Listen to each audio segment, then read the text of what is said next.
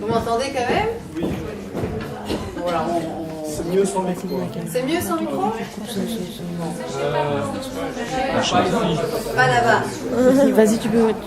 Donc, maintenant, vous m'entendez? Non. Non? Enfin, ouais. Un peu quand même, non? Oui, maintenant? Oui. Bon, je vais essayer de pas trop crier. Donc, bienvenue à cette conférence sur, effectivement, comme Sandrine le disait, le thème que je vais aborder ce soir, c'est surtout les rapports de force, ce qu'on appelle aussi les comportements difficiles. Alors, mais avant d'expliquer en tout cas le point de vue de l'approche neurocognitive sur les comportements difficiles, je vais... d'abord, j'imagine que si vous êtes là, c'est que peut-être à la maison, vous avez des enfants que vous considérez comme difficiles, ou en tout cas qui ont des comportements parfois difficiles. Et ce serait... voilà. Et ce serait quoi, par exemple? Donc, qu'est-ce que vous considérez comme un comportement difficile, ou peut-être un rapport de force? Juste pour avoir quelques petits exemples. Il ne respecte pas les règles, par exemple. Ok, donc un enfant qui ne respecte pas les règles c'est pas pour lui. Ok. Un enfant qui dit toujours non. Un enfant qui dit non. Toujours. Okay. Qui dit jamais oui d'accord. Qui n'a pas de limites et qui ne respecte pas les limites, j'imagine. Moi, c'est plus dans la soumission. Un enfant qui sourit. Ok. Et donc qui prend pas sa place, qui se dit toujours que c'est de sa faute, qui... ok. Un enfant qui colérique? Oui, alors qui fait des crises de colère. Des choses auxquelles on ne s'attend pas. Ok, alors il y a le côté imprévisible. Oui. Parce que quand c'est prévisible, on sait qu'il va faire une crise, on bouge ses oreilles, on attend que ça passe, mais quand c'est imprévisible, c'est vrai que ça peut être plus difficile. Il y a encore d'autres choses? Un enfant qui provoque. Oui. Donc qui... respectueux, qui cherche. Ouais. Un peu arrogant, provocateur. Vous avez surtout des petits, il y en a qui ont des ados? Ados quand même. Mais c'est la même chose chez les petits, hein, je vous rassure. Sauf que vous allez voir, pour les petits, il y a encore moyen de changer les choses. Pour les ados... Chouette. Au revoir. Au revoir. Rentrez chez vous. Non, c'est pas vrai. Les parents d'ados, vous pouvez évidemment gérer pour que petit à petit, c'est ça l'éducation aussi, hein, c'est la gestion d'un comportement que vous considérez comme inadapté. Mais les études montrent que justement cet instinct qu'on appelle l'instinct grégaire, que ce soit dans la dominance ou la soumission, donc je vais l'expliquer, se cristallise, se fige à la puberté. Donc vers 10, 11, 12 ans, enfin ça dépend un peu à quel âge l'enfant fait sa puberté. Et donc tout ce qui est en dessous, donc petite enfance, donc un petit enfant qui ne respecte pas les règles, qui dit non, qui fait des crises, qui est colérique, qui s'en fout complètement des punitions, parce que ça c'est une des caractéristiques aussi, et bien là il y a vraiment moyen de rectifier dans la mesure du possible, mais c'est possible. Alors qu'après la puberté, c'est juste de ne pas le subir, de le gérer et de l'éduquer à se gérer. Je vais utiliser une métaphore qui peut-être est parlante, c'est les petits, c'est comme la petite voiture électrique télécommandée. Vous mettez devant, elle s'arrête. Donc voilà, vous avez un impact sur les petits. Vous m'entendez toujours? Oui. Alors que ils grandissent, alors peut-être certains ont des ados qui sont bien plus grands que vous, eh bien là, vous vous mettez devant, alors c'est le gros camion, le gros poids lourd, qu'est-ce qui se passe? Non, c'est une mauvaise idée pour vous, parce que vous allez vous faire écraser. Donc, on arrête un poids lourd de l'intérieur. Mais on peut, en tant que parent, en tant qu'éducateur, en tant que prof, donc j'interviens pas mal dans les écoles, notamment à ce sujet-là, c'est d'éduquer à, j'ai envie d'arrêter mon camion. Mais de l'extérieur, on peut, mettez-vous plutôt de côté, comme ça, s'il ne s'arrête pas, au moins vous n'êtes pas écrasé. Alors, il y a aussi peut-être autre chose qui pourrait être difficile, mais on va surtout parler des rapports de force, donc c'est ce thème-là qui est plutôt central ce soir. Mais peut-être ce qui est difficile également, ce sont les enfants qui sont en colère. Alors c'est peut-être une des raisons de faire une crise de colère. Alors la différence avec le rapport de force, c'est quand un enfant fait une bonne colère, c'est sincère. C'est-à-dire qu'avec un peu d'empathie, vous pouvez vous dire « Bon, c'est vrai, si j'étais à sa place, je ne trouverais pas ça cool non plus. » Ok, alors j'imagine que vous avez plein d'exemples. Hein. Ils sont en train de faire quelque chose, jouer à l'iPad ou regarder une série à la télé, et vous avez décidé que tout de suite, ils devaient faire quelque chose, soit passer à table, vider le lave-vaisselle, enfin, voilà, aller dans le bain. Et en fait, eux, ils n'ont pas spécialement envie. Hein.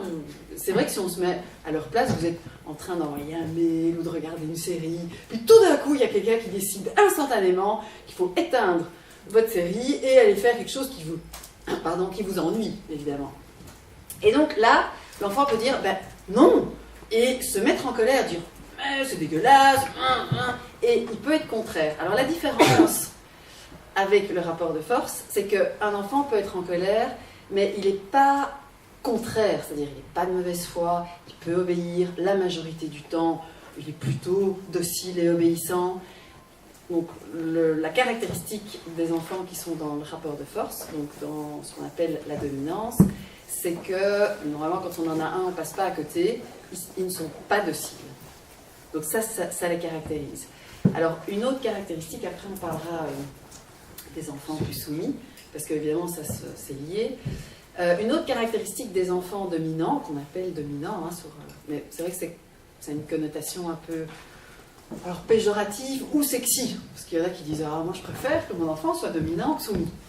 Oui, mais ça, en fait, c'est ni bien ni mal, c'est un instinct. Je vous expliquerai l'instinct.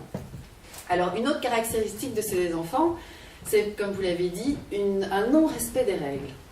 Par principe, les règles, c'est pour les autres. Un peu pour les petits moutons qui suivent les règles. Moi, les règles, c'est pas pour moi, donc je passe au-dessus, en dessous, par derrière, sur le côté. Mais les règles, non. Ils ont un sens de l'effort particulier. C'est-à-dire que très vite, ils sont considérés comme des enfants exploités et ils sont très vite fatigués de l'effort. Donc ils ne sont pas programmés pour l'effort.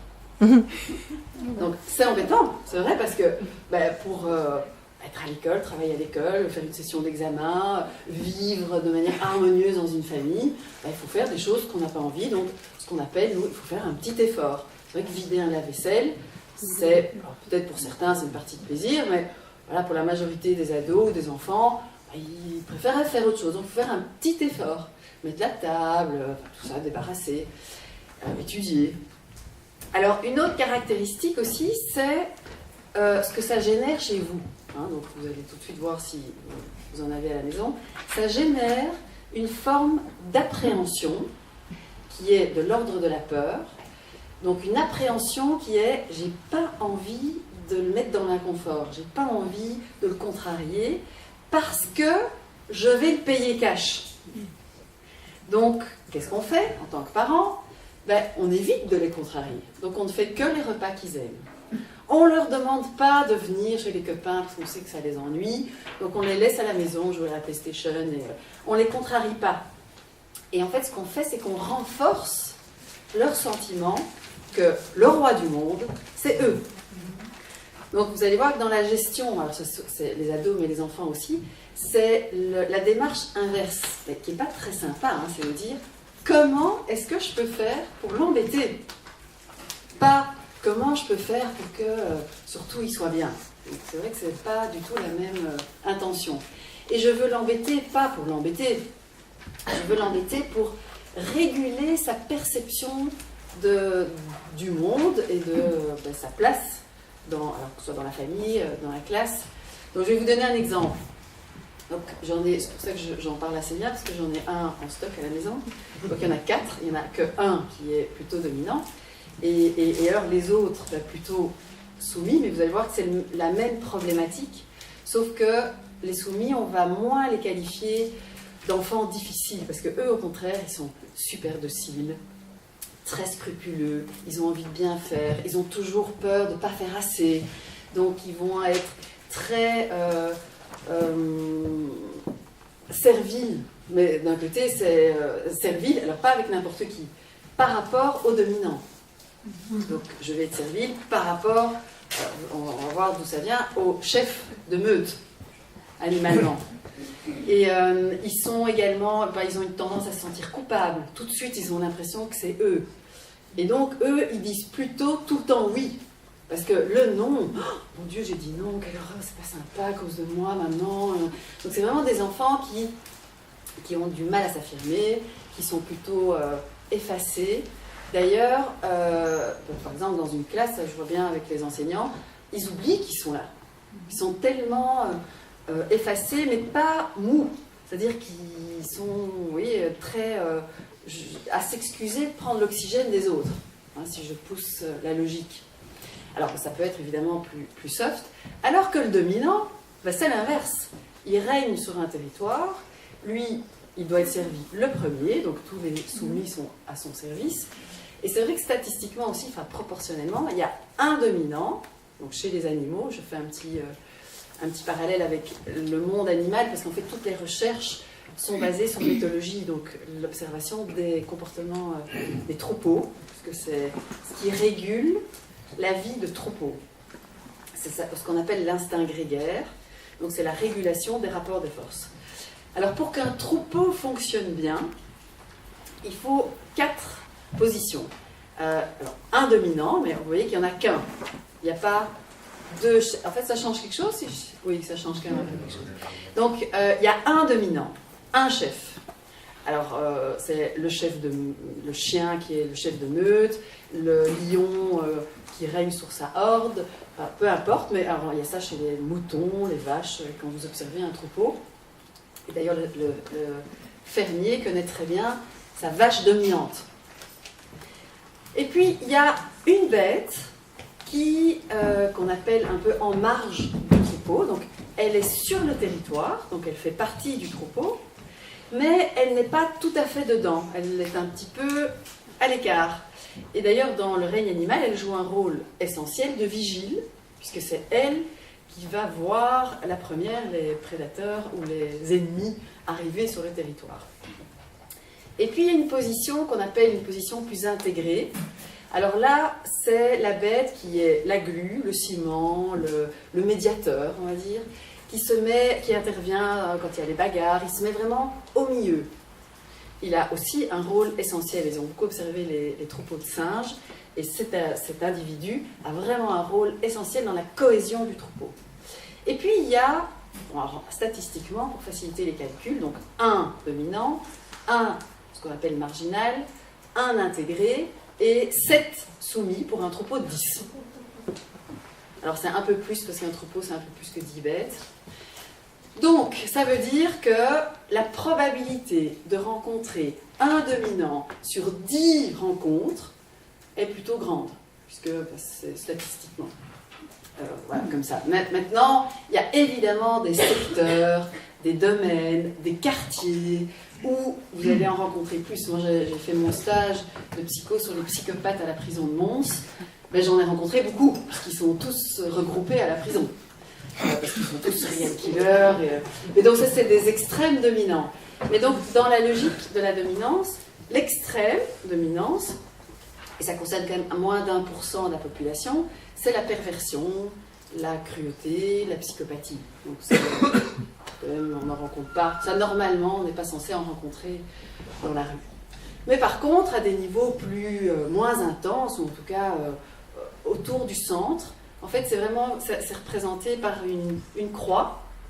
Donc, vous avez les dominants en haut, les soumis en bas, les intégrés et les marginaux. Et évidemment, nous tous, et nos enfants, on est très central. Pourquoi? Parce qu'on est une société qui fonctionne plutôt sur des valeurs, sur des lois, sur des règles, mais pas sur le rapport de force. D'ailleurs, la meilleure preuve, c'est que parfois, on a des petits bouts qui pèsent 12 kilos toutes mouillées, qui sont les terreurs de la cour de récré. Donc, c'est plus la force physique qui règne. Alors, c'est vrai qu'il y a encore des milieux, surtout les milieux, quand j'interviens dans des écoles de Molenbeek ou de la banlieue de Charleroi, où c'est quand même très grégaire, où il y a plein de rapports de force, puisque c'est la logique de certains milieux, en tout cas dans la rue. Ben oui, ça c'est encore une logique qui fonctionne selon le rapport de force. Donc le plus fort, le caïd, celui qui n'a pas peur de mourir, celui qui traverse l'autoroute sans regarder, qui joue à la roulette russe, parce que c'est ça en fait, hein, le dominant extrême. Pourquoi est-ce qu'il fait peur? Parce qu'il a peur de rien, lui. Donc pourquoi on se fait toujours avoir, que ce soit en entreprise, à la maison, avec nos amis, parce que on a des amis dominants, on a parfois des enfants dominants, on a des parents dominants, on a des collègues dominants, des chefs dominants, mais c'est pas toujours lié à la hiérarchie. Parce que je vois par exemple dans les hôpitaux, parfois c'est la petite aide-soignante qui sème la terreur dans le service. C'est pas le médecin, c'est pas l'infirmière-chef. Donc voilà, c'est vraiment pas lié à la hiérarchie ou au diplôme, aux compétences. Et donc, tout ça pour dire, qu'est-ce que je disais juste avant, que ça régulait en fait les groupes plutôt grégaires, donc les groupes de la rue, ou la mafia. Vous avez tous vu Le Parrain, ou Bronx, enfin tous des films sur la mafia. Eh bien, c'est l'illustration très nette, un peu exacerbée, mais en fait, c'est pas exagéré, ça se passe comme ça, du rapport de force. Il y a un chef mafieux qui est plutôt, alors vous allez voir, dans la gestion des enfants dominants, c'est cette attitude-là qu'il faut adopter. Donc moi, je me suis beaucoup entraînée à jouer le parrain, donc le chef mafieux, parce que c'est comme ça qu'on parle la langue de l'enfant qui est en rapport de force. Pas pour y être avec lui, parce qu'on s'adapte là où il est. Donc il est là, ok, alors je te rejoins là où tu es pour t'amener ailleurs. Donc pour ça, il faut bien comprendre la logique. Donc regardez, voyez tous les films sur la mafia pour observer comment ils font. Alors ils ont des techniques intéressantes. D'abord, ils sont plutôt cool.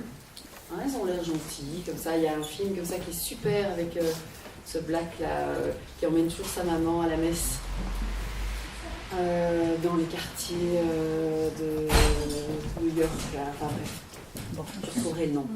C'est un super film parce que c'est en même temps quelqu'un qui est très éduqué, qui est très attentif, très protecteur. Le rôle du mâle dominant dans les troupeaux animaux, c'est de protéger son troupeau. Hein, c'est à ça que ça sert. C'est que la petite femelle faible puisse survivre plus longtemps grâce à la protection du mâle qui protège son troupeau sur le territoire. Et donc, chez les animaux, c'est basé sur la force physique. Et puis nous, c'est un peu dégénéré, c'est un peu évolué, mais c'est plus tellement basé sur la force physique, quoique les codes sont quand même les mêmes. Hein, si vous connaissez des adultes dominants, alors qu'est-ce qu'on observe? Ils roulent dans des grosses voitures. Ils font souvent des arts martiaux. Ils sont très drivés par le pouvoir, l'argent. Tout ça, ça leur donne en fait une posture. Alors ça, c'est quand ils sont éduqués. Bon, les hommes politiques. Alors je ne dis pas que tous les hommes politiques sont dominants, parce qu'en fait, par exemple, je pense que Barack Obama, je ne sens pas chez lui une texture du rapport de force. Ce que je peux plus sentir chez son rival. Enfin, chez son rival. Chez Donald Trump, là, on sent vachement le rapport de force. Chez Poutine aussi. J'ai vu un interview il y a déjà quelques temps. Rien qu'à le regarder, je suis pourtant dans mon salon, je ne suis pas avec lui, vraiment il fout les boules. Il fait peur. Il fait peur dans son regard, dans sa posture. En fait, on se dit, quand on a affaire à un dominant, de ce gabarit-là, je sens que j'ai plus intérêt à être de son côté que contre. Alors ça, ok, quand c'est des armoires à glace ou des chefs, donc là, c'est vrai qu'on n'a pas tellement les moyens de gérer. Par contre, en tant que parent, oui, on peut en tout cas bluffer. On a les moyens de gérer le rapport de force, même chez les ados. Alors chez les ados, ils ont quand même plus l'impression qu'ils s'en foutent et qu'ils peuvent vivre leur vie tout seuls. Mais un enfant, pas. Un enfant, il a besoin de vous. Donc c'est vraiment important de savoir sur quoi on va jouer et de le faire en toute conscience. Alors, donc pour terminer mon troupeau, donc ça c'était clair. Hein, donc les 4 extrêmes, c'est de l'ordre de la pathologie. Donc on ne les rencontre pas dans la rue et c'est moins d'1% de la population. Donc juste pour illustrer, donc j'ai parlé des extrêmes dominants qui sont les psychopathes pervers. L'extrême marginalité, c'est les paranos. Mais le vrai parano qui dit qu'ici il y a des complots, il y a des caméras, donc dans un délire. L'extrême intégration, c'est les délires mystiques. on est tous la même famille, je vis dans vos âmes, je connecte avec les plantes, enfin je suis envoyée par une force divine, donc je suis dans un délire. Et en dessous, ce sont les délires mélancoliques, ce qu'on appelle aussi les dépressions intrinsèques. Donc c'est vraiment des dépressions profondes. Donc ça, pour ça, c'est très bas. Alors, donc on va parler plutôt de nous et de nos enfants, mais c'est plutôt au centre. Donc c'est subtil. Moi, je sais qu'au début, donc j'ai commencé à comprendre tout ce qui se passait quand mon fils avait 8 ans. Et il en a 18 maintenant. Et donc à 8 ans, je sentais qu'il était plus difficile, que j'appréhendais quand j'avais fait un potage que je savais qu'il n'aimait pas, j'étais un peu stressée. Quand j'allais le chercher à l'école, je savais jamais, il y avait ce côté imprévisible. Parfois il était super chouette, parfois il était insupportable, il y avait beaucoup de gratuité avec sa sœur.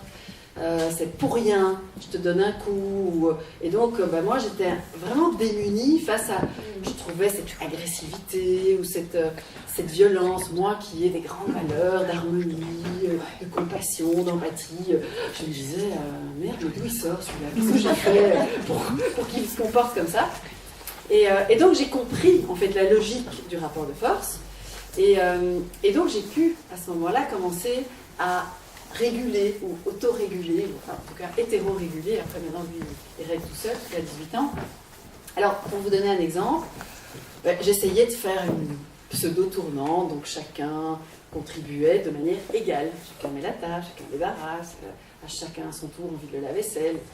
Et j'observais, mais sans vraiment, je le savais, mais j'avais pas tellement envie de me battre contre. Mais en fait, la réalité, c'est qu'il en foutait pas une. Mais alors, quand je vous dis pas une, quand il mettait la table, c'était une fois toutes les lunes, et c'est à moitié. Il manquait les verres, il manquait une partie des couverts, enfin, tout était un peu à moitié.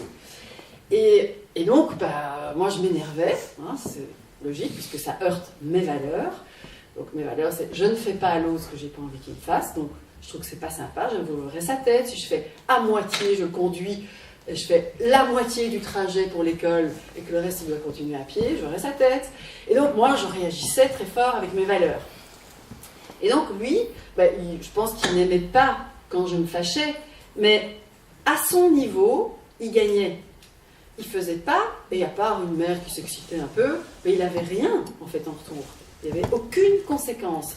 Et en fait c'est ça le problème, c'est qu'en général il n'y a pas de conséquences. À part que vous vous excitez et que vous criez. Mais en fait, eux, ils s'en foutent. Enfin, ils attendent que ça passe.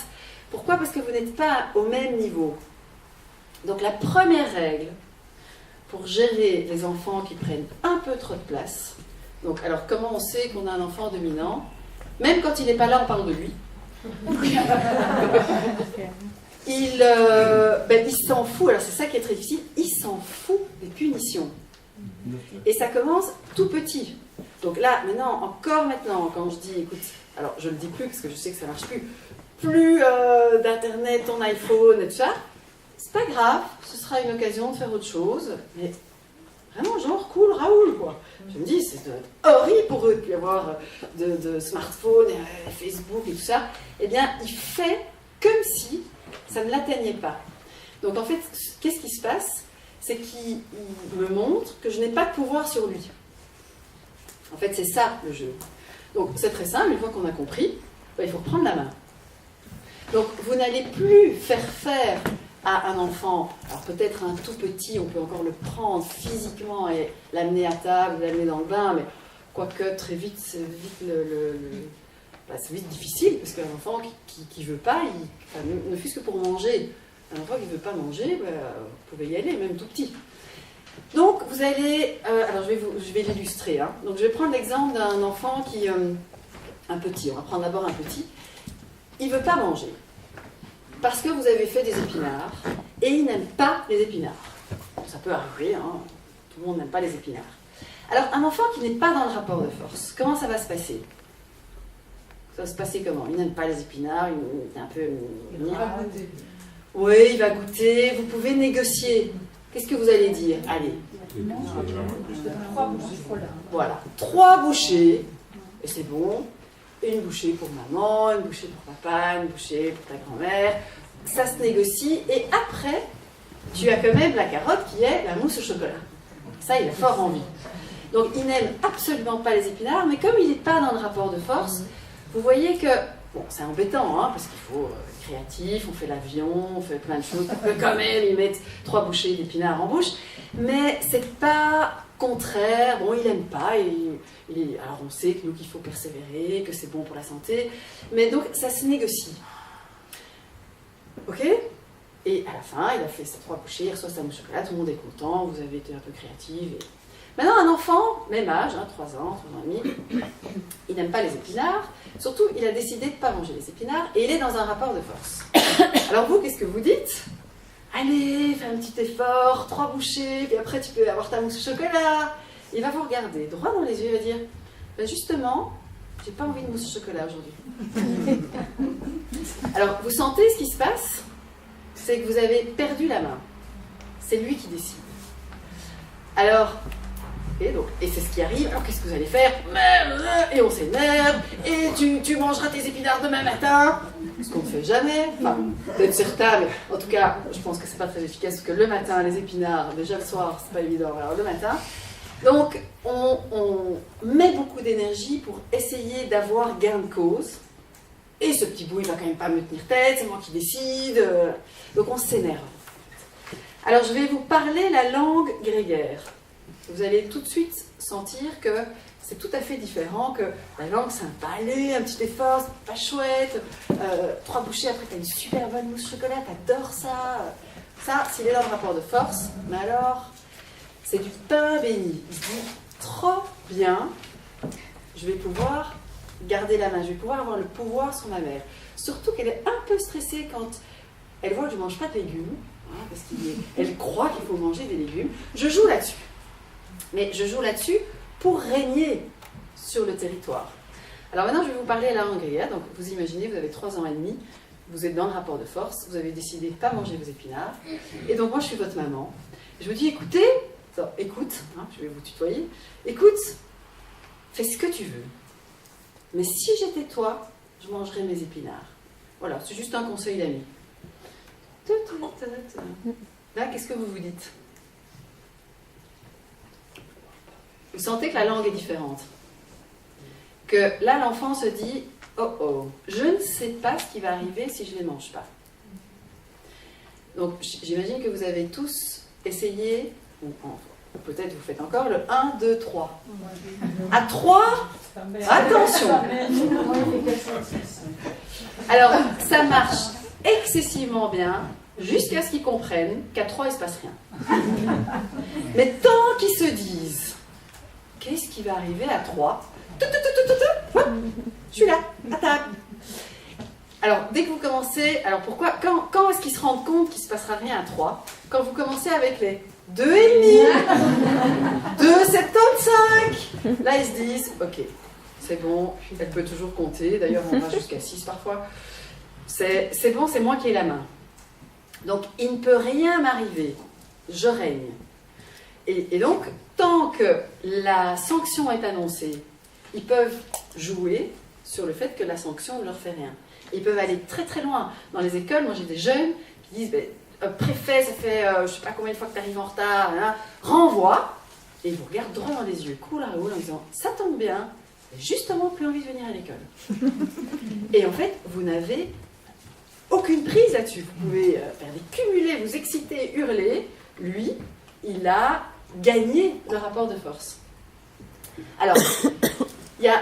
Enfin, je vais d'abord vous parler d'un personnage. Il y a un personnage qui gère extrêmement bien les dominants. Donc, vous allez vous entraîner à jouer ce personnage. Bon, d'abord, il y a le chef mafieux. Hein. Le chef mafieux, il est cool, détendu. Vous sentez qu'il ne s'excite jamais, le chef.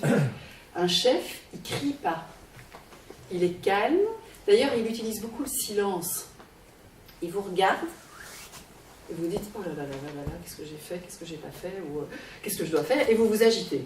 D'ailleurs, les parents qui ont un positionnement grégaire au-dessus de 0, ils n'ont pas de problème d'autorité. Parce que l'enfant sent animalement qu'il a intérêt, enfin il sent la limite, qu'il a intérêt à exécuter, parce qu'autrement, ça va mal se passer pour lui.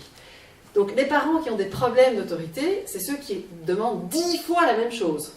Parce qu'en fait, ils n'ont plus de crédibilité. Parce qu'on sait qu'on va demander 10, 11, 12. Alors, on sait que ça va pas être chouette, que maman va crier, que c'est pas cool, qu'il y aura des punitions, enfin tout le package qui va avec.